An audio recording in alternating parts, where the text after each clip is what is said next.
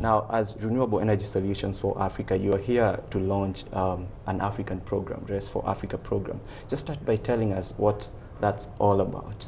Yes. Rest for Africa is essentially an association that is based in Rome, has a lot of multinationals that are members of this association. And the scope of the association is to make sure that renewables are part of the new development in Africa. So we do a lot of training, capacity building, a lot of events that explain what it's happening in the energy world around the world. Mm-hmm. Today, one of the concerns and one of the energy gaps that's being seen in over 600 million people in Africa still do not have access to electricity, and renewable energy is being seen as one of the solutions to this. Just help us understand how exactly we can explore renewable energy in Africa, because we have plenty of sources to bridge such kind of a gap. Exactly. I mean, you're blessed by plenty of resource, solar, so it's essentially sun, wind, geothermal fluid, a lot of water.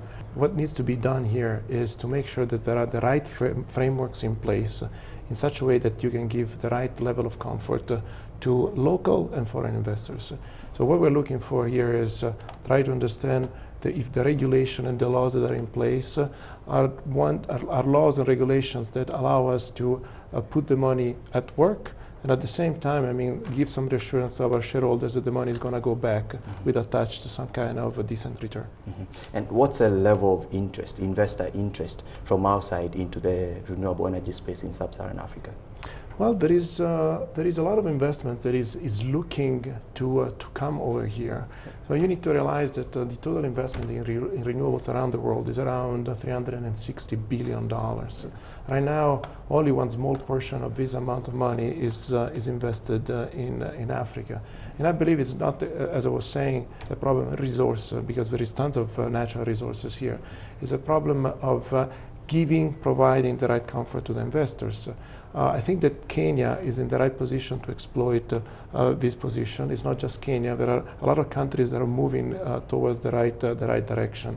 And again, the right direction is make sure that once the investment is made, then there is a sufficient guarantee that in years to come, there is going to be a return on the investment that was made. Remember that every time that you build a power plant, you need at least, the power plant is supposed to last at least 20, 30 years, so it's a long time. When you mean giving comfort to investors, do you mean that African governments and other stakeholders need to do more to improve ease of doing business in that sector? I think that what's needed is sets of rules. By the way, I mean, this is already, it's a history that it's repeating itself. So the important thing is that you have a set of rules that, as in any other sector, provides the confidence to the investors that once they make an investment, remember that this is a very big capital-intensive business. So it's an infrastructural business. You're going to stay for a long time. You're going to put a lot of money to work.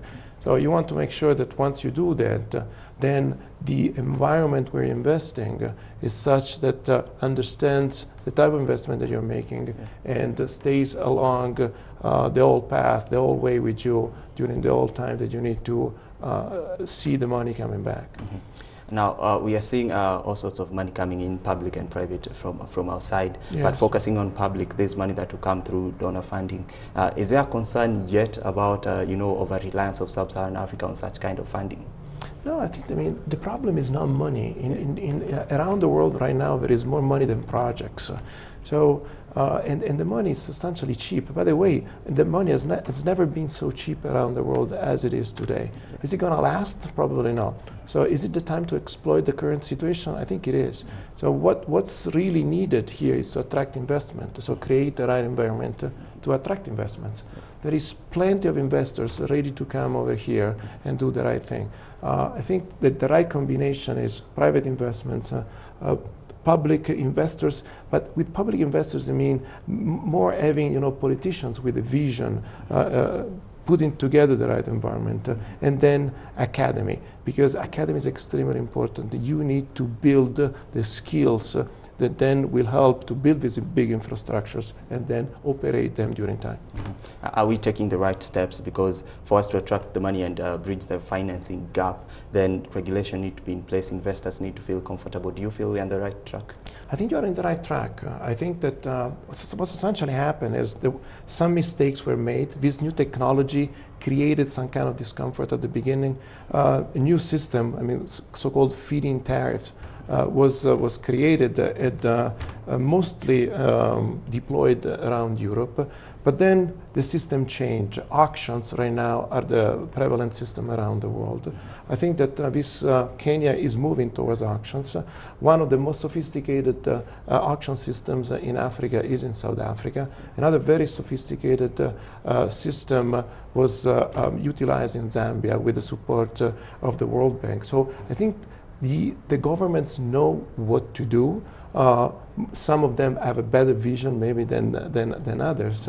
Again, it's just a matter of making sure that this is deployed in a very rapid manner. Because what is changed in the energy sector is that technology changes very fast.